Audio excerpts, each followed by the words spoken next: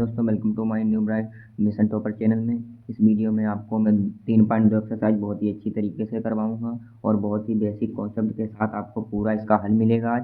जैसा कि मैंने पहली वीडियो में 3.1 एक्सरसाइज दो पार्ट 1 और पार्ट 2 में मैंने पूरी कंप्लीट करा दी है। उसमें बहुत ही अच्छी तरीके से मैंने यहाँ पर दिया विलोपन प्रतिस्थापन भी, इनका मैंने पीछे ही हल बहुत ही अच्छी तरीके से करवाया है। और विलोपन प्रतिस्थापन भी से एक एक सवाल मैंने आपको पीछे हल कराया था, तो आपको ये सवाल विलोपन और प्रतिस्थापन भी से आप आसानी से लगा लेंगे अगर आपने बेसिक कॉन्सेप्ट बहुत ध्यान से समझा होगा। पर मैं आपको इस सवाल का एक लगाऊंगा और इसमें क्या कह रहा है कि कौन सी विधि, यानी आपको इसमें दोनों विधि लगानी है और आपको जो विधि इसमें अच्छी लिखी वह लिख दें कि हमें यह विधि एक अच्छी लगी। तो इस सब पहले वाले सवाल में हम आपको इसका एक सवाल लगवाऊंगा और ये 3 बचेंगे, आपको अपने आप घर पर बैठकर इसे सॉल्व करने होंगे। ओके, तो हम बिना समय गंवाए इस वीडियो को आगे बढ़ाते हैं और हम आपको बहुत ही अच्छी तरीके से इस सवाल का हल करवाऊंगा। तो आपको बहुत ही अच्छी तरीके से देखना है। तो चलिए हम इसका पहला सवाल हल करते हैं बहुत ही अच्छी तरीके से। आपको बहुत ही अच्छी तरीके से इसको देखना है। तो हमारा पहला सवाल क्या है उसको हम हल करेंगे। अपने हमारी एक्सरसाइज नंबर है 3.1, जो कि हम अपने पहले पेज पर ऊपर डाल लेंगे। आपको भी अपनी कॉपी के ऊपर वाले पेज पर इस एक्सरसाइज नंबर लिखना है और आपको आगे 0 चैप्टर भी 3 लिख देना है और मेरे साथ साथ आपको अच्छी तरीके से लगाते चलना है और समझते चलना है। तो हमारा पहले का पहला सवाल हम लिखेंगे। तो हमारा पहले का पहला सवाल क्या है? हमारे पहले का पहला सवाल है, आपको अपनी किताब अपने आगे रखना है और उसमें सवाल को देखते रहना है। हमारी पहली समीकरण इतनी है और दूसरी समीकरण है 2x - 3y = 4। यह हमारी दूसरी समीकरण है। तो हम पहले इसमें हमें 2 विधि लगानी है, एक विलोपन विधि लगानी है और एक प्रतिस्थापन विधि। हालांकि हमारी विधि होती है 3, एक बीज गुणनखंड विधि है, उसको हमारे सिलेबस से हटा दिया गया है। वो शायद हमारे इंटर में यूज होती है। कुछ दिनों बाद हम आपको इंटर की मैथ पढ़ाएंगे। ओके, इंटर की भी मैथ शुरू करेंगे। तो हम इसको पहले किस विधि से लगाएं? इसको हम पहले लगाएंगे विलोपन विधि से। इसको हम पहले विलोपन विधि से हल करेंगे। तो हम पहले इसको विलोपन विधि से हल करेंगे। तो पहले हम विलोपन विधि से क्या करेंगे? देखो, इसमें 2 x हैं, उसमें एक x, इसमें 3y, उसमें 3y। तो हमें इसमें क्या करना पड़ेगा? इसमें हम अगर 3 से कर दें, इसमें 3 से गुणा कर दें तो हमारा बराबर हो जाएगा समीकरण। तो हमने 3 से गुणा की दी, तो हमने 3 से गुणा कर दी, तो हमारा 3 से गुणा किया तो हमारी समीकरण कितनी हो गई है? अब हमारी दूसरी समीकरण कितनी है? हमारी दूसरी समीकरण हम पूरी इसके नीचे ही लिख देंगे। तो हमारी दूसरी समीकरण ये हो गई। अब हम इसमें क्या लिखेंगे? घटाने पर। अब हम लिखेंगे घटाने पर। तो हम घटाने पर लिखेंगे। तो हमने आपको पहली वीडियो में बताया ही था। अगर आपने पहली वीडियो नहीं देखी तो आप जल्दी से जाइए और हमारे डिस्क्रिप्शन में लिंक पड़ी है, उस वीडियो को तुरंत देखें, क्योंकि उस वीडियो को आप देख लेंगे तो यहाँ आपको कुछ नया नहीं लगेगा, आपको बहुत ही अच्छी तरीके से ये समझ में आएगा। तो हमने बताया था अगर प्लस माइनस में है तो ये और ये अपने निशान की तरह से ही जुड़ेंगे। तो दोनों में प्लस प्लस है तो ये जुड़ जाएंगे। तो हमारा ये 5x हो जाएगा और ये 19 हो जाएगा। तो हमारा जब गुणे में है इसके सामने वाले के कहाँ जाएगा? भाग में जाएगा। तो हमारा x का मान कितना आ जाएगा? 19/5 आ जाएगा। यह हमारे x का मान है। अब हम x का मान उठाकर अपने समीकरण 1 में रख देंगे या 2 में रख दो, आंसर उतना ही आएगा। तो हम समीकरण का मान किस में रखेंगे? x का मान समीकरण 1 में। इसमें समीकरण 1 में। तो हम पहले x का मान समीकरण 1 में रख देंगे। तो हमारा x का मान समीकरण 1, हमारी समीकरण 1 कितनी थी? x + y = 5। ये हमारी कौन सी थी? समीकरण 1 थी हमारी। यह हमारी एक समीकरण थी। और हमारा x का मान 19 जो कि 5 आया, तो हम x की जगह पर इसको रख देंगे। तो हमारा 19/5 आया + y = 5। यह हमारा इतना हो गया। अब जब इधर ये प्लस में इधर भेजेंगे तो किस में हो जाएगा? माइनस में हो जाएगा। तो y = 5 - 19/5। अब हमें इसकी क्रॉस मल्टीप्लाई करनी पड़ेगी। तो हम जब हम क्रॉस मल्टीप्लाई करेंगे तो कितना हो जाएगा? यहाँ पर 25 - 19/5 हो गया। हमारा इतना आ गया। जब हम 25 में से 19 घटाएंगे तो कितना बचेगा? 6। तो हमारा आंसर कितना आएगा? y = 6/5। हमारा आंसर इतना आया। हमारा y बराबर कितना है? 19/5, जो कि यहाँ पर ये 19/x का मान 19/5 और y = 6/5। तो हमने विलोपन विधि लगा दी। अब हमें आगे क्या कह रहा था? प्रतिस्थापन और विलोपन विधि हमें दोनों लगानी थी और हमें बताना था कि आपको कौन सी विधि अच्छी लगी। तो हम अब क्या लगाएंगे? अब प्रतिस्थापन विधि। अब हम प्रतिस्थापन विधि लगाएंगे। ओके, अब हम नए पेज से प्रतिस्थापन विधि लगाएंगे। आप अब क्या यहाँ पर लिखेंगे? प्रतिस्थापन विधि। आपको भी हमारे साथ साथ लगाते चलना है। और बहुत ही अच्छी तरीके से समझना है, पूरा ध्यान इसी पर होना चाहिए। प्रतिस्थापन विद। और हाँ, इस वीडियो को लाइक करते रहना और अपने दोस्तों को शेयर भी करते रहो और उन्हें बताओ कि जल्दी से जल्दी मिशन टॉपर चैनल से जुड़ें और अपनी तैयारी को बेहतर बनाएं। और इस पर बहुत ही अच्छी, अब सभी सब्जेक्ट की इस पर तैयारी होगी। अब बस कुछ ही दिन बची हैं। अभी हम मैथ की करा रहे हैं, कुछ टीचर आएंगे, वो आपको अन्य सब्जेक्ट की भी अच्छी से अच्छी तैयारी मिलेगी आपको। तो हम प्रतिस्थापन किससे लगाएंगे, हम पहले अपनी दोनों समीकरण लिखेंगे।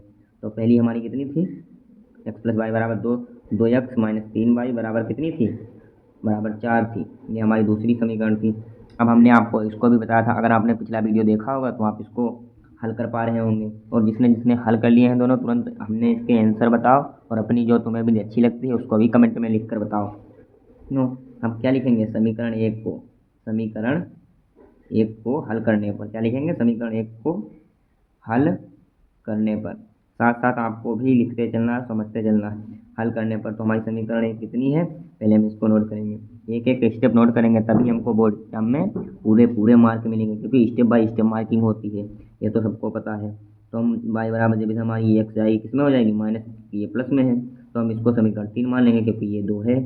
तो हम क्या करेंगे, अब y का मान किस में रख देंगे, हालांकि हमें यक्स बराबर 5 माइनस निकालना था, पर हमने निकाल ये लिया है, चलो कोई बात नहीं। तो हम क्या करेंगे, तो हम इसको फिर उल्टा कर लेंगे, यक्स को इधर भेज देंगे और इस 5 है ये माइनस वाई हो जाएगा, तो इसको हम 3 समीकरण मान लेंगे, उसमें नो प्रॉब्लम है। आप किसी को भी पाठांतर कर सकते हैं। अब हम यक्स का मान समीकरण किस में डालेंगे, समीकरण 2 में डाल देंगे। यक्स का मान चलो पहली समीकरण में मान डालते हैं इसका, यक्स का मान समीकरण 1 में, यक्स का मान समीकरण 1 में। तो हम इसका यक्स का मान समीकरण 1 में रखेंगे। तो हमारी समीकरण 1 कितनी है, पहले वो हम लिख लेंगे। और एक्स का मान कितना है, 5 माइनस बाई, और ये प्लस का है तो प्लस बाई बराबर 5 हो गया।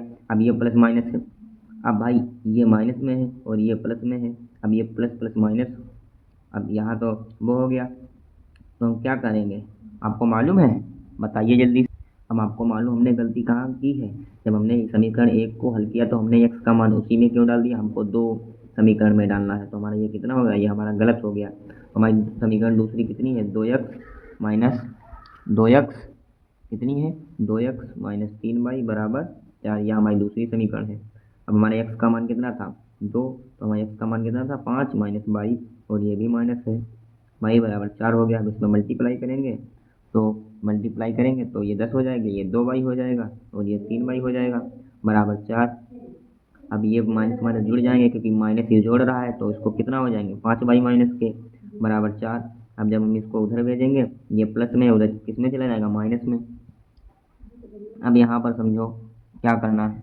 अब यहाँ पर एक चीज़ समझिए, यहाँ पर आपको ये समझना, अगर कोई चीज़ माइनस की अगर ज़्यादा और प्लस की कम है, तो जो वहाँ पर जिसकी संख्या ज़्यादा होगी तो वहाँ पर चिन्ह उसी का होगा। तो -5 बाई, तो यहाँ पर 10 4 से ज़्यादा है, और घटाएंगे तो 6 और माइनस, क्योंकि 10 ज़्यादा था, और ये माइनस माइनस प्लस हो जाएगा।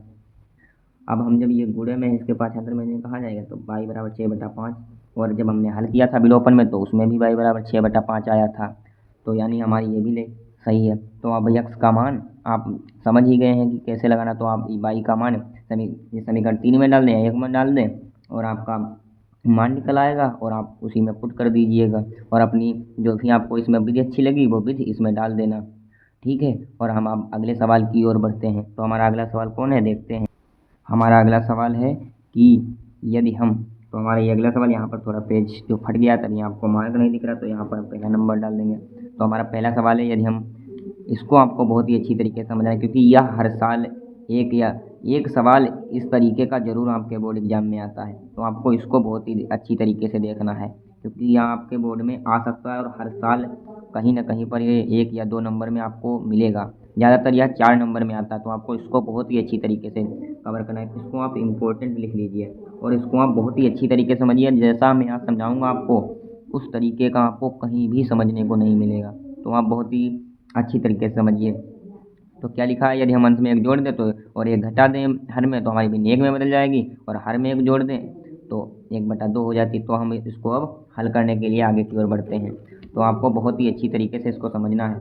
तो ये हमारे दूसरे का पहला सवाल है, और मैंने उसका पहले वाले का 1 सवाल लगाया है, और आपको 3 सवाल वो आपको लगाने, क्योंकि हमने आपको कॉन्सेप्ट सिखा दिया है, तो आप उसको लगा भी लेंगे।